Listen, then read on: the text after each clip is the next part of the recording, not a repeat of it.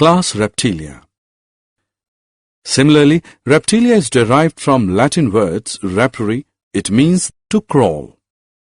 It means the creeping animals. They are mainly found on land. They also live in water. Their skin is covered with epidermal scales. Their skin is waterproof and is protected with horny scales. They are cold-blooded animals. Their heart is 3-chambered. Only crocodile has 4-chambered heart.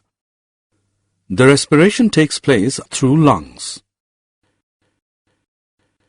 Their body has head, neck, trunk and a tail.